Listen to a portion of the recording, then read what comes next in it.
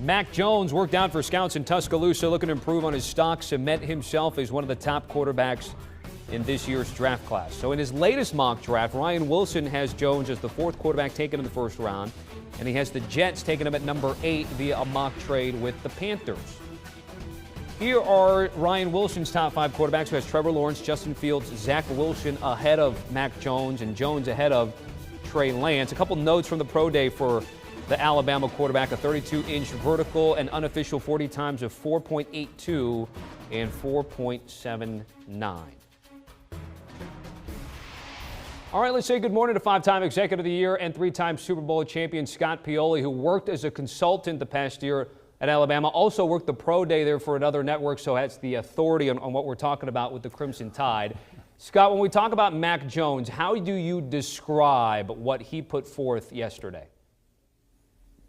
Tommy, I would call his workout yesterday better than solid but unspectacular, which is perfect. That's what Mac Jones is. He does everything well. He does everything the right way. You know, as we watched this workout, one of the things, I talked to him before the workout, one of the things that he wanted to show scouts and show general managers and head coaches is that he could have greater athleticism than people believe he has. And I think we saw that in the workout. You see some of the drills he was doing in the warm-ups here.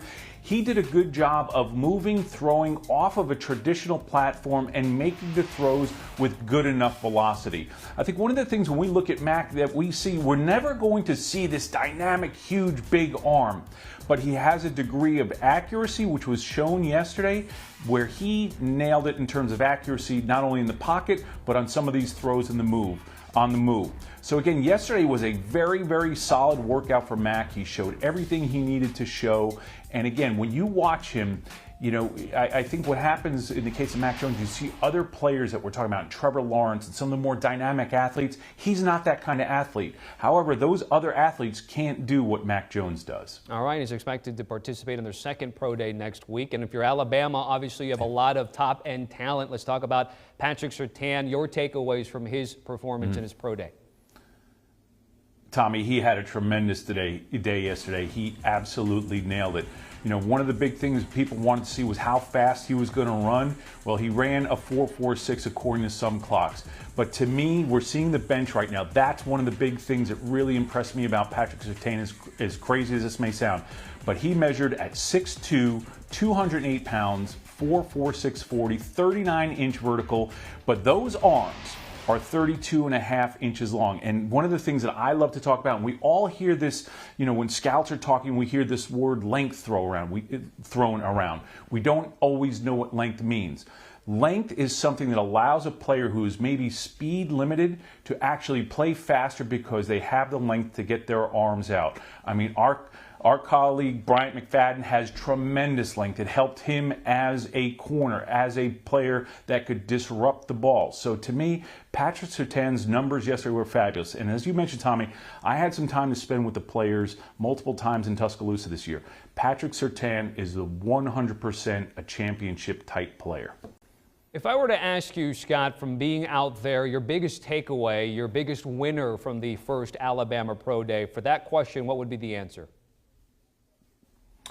I would probably go off the charts and say that their running back, Najee Harris, was probably the player. I know he didn't work out, but here's what's crazy. Najee Harris represented for himself and that program everything that Alabama's about.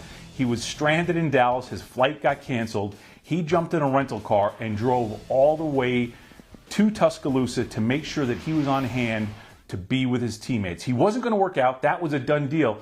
But again, Najee Harris's stock rose yesterday when people around the league were able to see that this kid cares that much about his teammates, cares that much about the program, to not worry about a canceled flight, jump in the car and drive 9 hours. Pretty impressive. I know it may sound silly because he didn't work out, but that really jumped on my radar and the radar of a number of other NFL scouts. Yeah, that certainly was one of the highlights there. And not only was that a great thing that he did, of course, character-wise off the field, he's a darn good football player as well. And it'll come to fruition on draft day. Scott Pioli there with the Pro Day from Alabama. Scott, certainly appreciate it as always. Thank you. Want a sports network that delivers everything that matters about the game? The highlights, the picks, the instant analysis. No yelling, no fake debates, no politics. Hit the subscribe button and never miss a moment.